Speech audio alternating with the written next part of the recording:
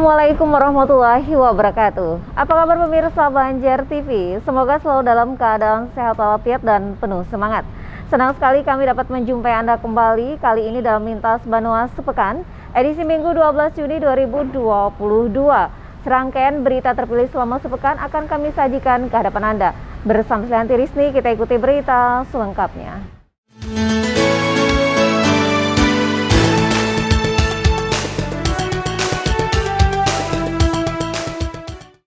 Ya pemirsa, anggaran KPU Kota Banjarmasin untuk pemilu dan pilkada tahun 2024 naik menjadi 78 miliar rupiah dari anggaran sebelumnya yang 64 miliar rupiah. Dikarenakan perubahan kegiatan menjadi 30 agenda, bertambahnya jumlah TPS dan anggota, serta honor dari KPPS sekitar 3 kali lipat sesuai arahan pusat. Sementara itu pemirsa, Ketua Komisi 2 Awan Subarkah menyebut adanya kenaikan anggaran KPU Kota Banjarmasin hal yang wajar. Namun pihak memastikan akan melakukan cross-check dalam RAB bidang anggaran. KPU Kota Banjarmasin menyambangi kantor DPRD Banjarmasin Selasa siang 7 Juni 2022. Kedatangan pihak KPU Banjarmasin ini ingin melakukan pertemuan dengan Komisi 2 DPRD setempat untuk membahas anggaran dana pemilu dan pilkada 2024 yang mengalami kenaikan. Dalam penyampaiannya disebutkan, anggaran KPU Kota Banjarmasin untuk pemilu dan pilkada 2024 naik menjadi 78 miliar rupiah, naik sebesar 14 miliar dari anggaran sebelumnya yang hanya sebesar 64 miliar rupiah. Kenaikan anggaran ini lantaran adanya perubahan agenda kegiatan menjadi 30 agenda, bertambahnya jumlah TPS, bertambahnya anggota KPPS, serta kenaikan honor dari KPPS sekitar 3 kali lipat sesuai arahan pusat. Untuk perubahan TPS kita bertambah karena ini serentak, mungkin kami mengambilnya nanti pada TPS pada pemilu. Karena berbarengan kan, jadi tidak mungkin kami memetakan ulang. Jadi hal-hal itu yang kami jelaskan nantinya kenapa mungkin ada perubahan pertama TPS dari yang pilkada 2020. Anggaran yang kami sampaikan yang saat ini adalah 78 M. Dari sebelumnya waktu kami sebelumnya adalah 64 M. Ada perubahan itu, dan kita sudah tahu, kita ketahui bahwa ada kenaikan honor badan ad hoc yaitu 3 kali lipat untuk yang namanya KPPS. Karena banyak TPS-nya 2000 dikali dengan jumlah KPPS-nya adalah 7 ditambah pengamannya 2, maka jumlah seluruhnya adalah 18.000 orang. Kali dengan kenaikan honor tersebut 1,5 juta. KPU Kota Banjarmasin berharap ke depan pelaksanaan pesta demokrasi ini bisa berjalan sesuai prosedur, aman, tertib, dan lancar. Murtasiah, Banjar TV.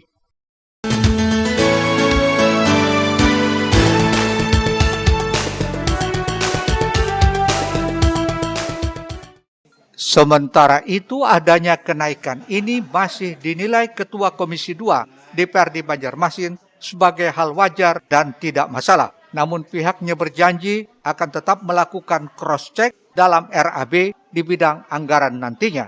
Hal ini wajar mengingat pesta demokrasi tahun 2024 mendatang memiliki banyak agenda. Tidak hanya pemilihan legislatif, tapi juga pemilihan kepala daerah termasuk pemilihan presiden dan wakil presiden. Tentunya kami di DPRD Kota nanti melalui Badan Anggaran tentunya akan juga menelaah terkait dengan RAB-nya, bahwa rincian-rinciannya apakah memang sudah sesuai ataukah ada yang bisa dikurangi.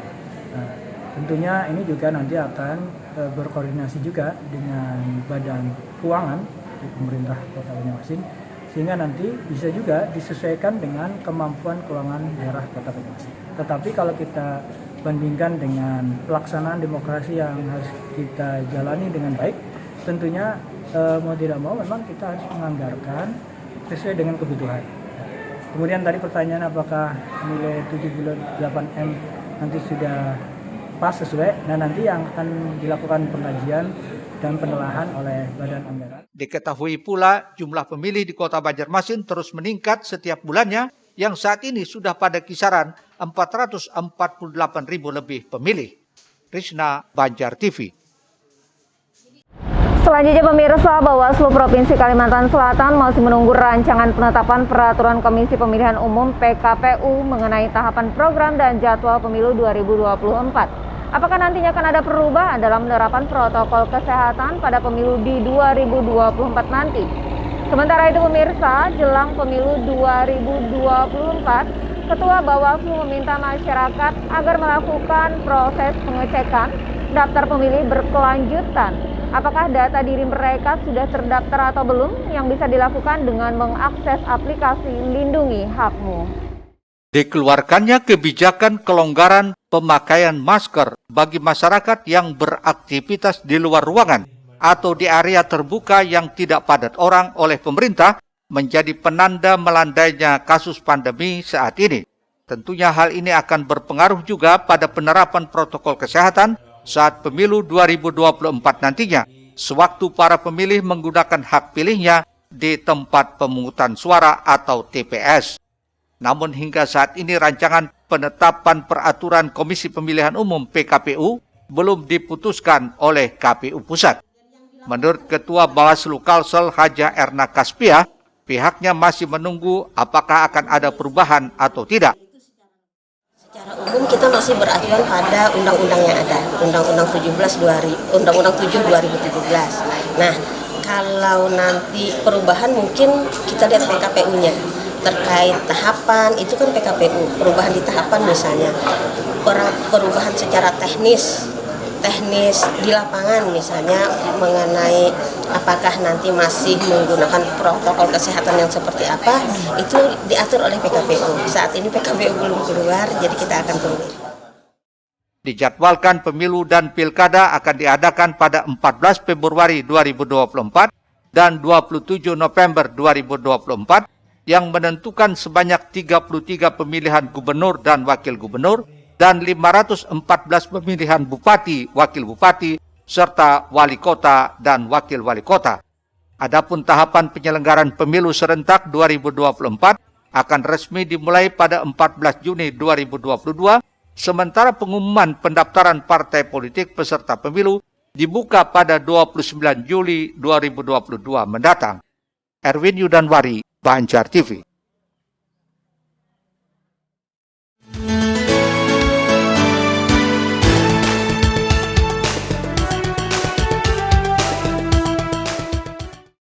Data pemilih adalah database untuk menentukan jumlah logistik pemilu yang menjembatani masyarakat dalam menggunakan hak pilihnya dengan persyaratan membawa EKTP ataupun kartu keluarga.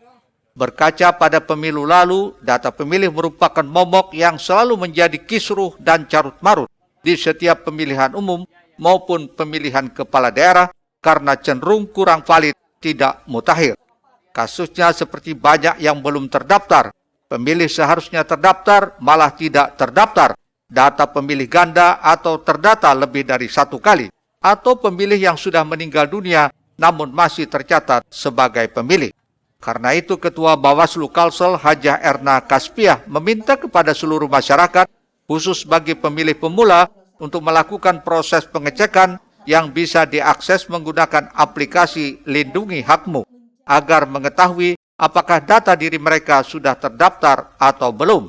Jika ternyata belum terdaftar, pemilih bisa melaporkan ke KPU atau Bawaslu yang nantinya merekomendasikan ke KPU untuk memasukkan nama yang bersangkutan ke dalam daftar pemilih.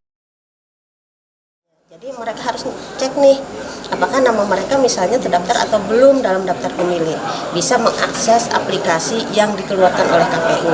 Jaga Hakmu tadi, Jaga Hakmu, lalu mereka cek. Ketika mereka tidak terdaftar, mereka akan sampaikan ke KPU atau ke Bawaslu. Ketika tidak terdaftar, KPU kemudian bisa memasukkan mereka, atau melalui Bawaslu merekomendasikan ke KPU agar nama yang bersangkutan dimasukkan dalam daftar pemilih tersebut. Pemutakhiran data pemilih berkelanjutan atau PDPB ini sesuai dengan ketentuan perundang-undangan dalam mempermudah penyusunan daftar pemilih untuk pemilu 2024 nanti. Erwin Yudanwari, Banjar TV. Beralih ke informasi lainnya, guna terciptanya suasana pemilu 2024 yang aman dan kondusif, bidang politik di Tintel Kampolda Kalsel, KPID, dan Jaringan Media Cyber Indonesia Kalimantan Selatan, serta sejumlah awak media lainnya menggelar focus group discussion.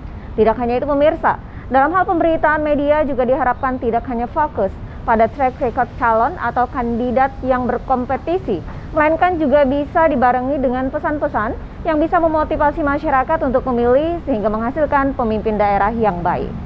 Mesti menyajikan fakta-fakta dan informasi independen tentang peristiwa dan isu-isu yang terjadi. Fokus Group Discussion dalam rangka menyukseskan pemilu 2024 digelar bagian politik di Tintel Kampolda Kalsel bersama Komisi Penyiaran Informasi Daerah dan Jaringan Media Cyber Indonesia atau JMSI Kalimantan Selatan.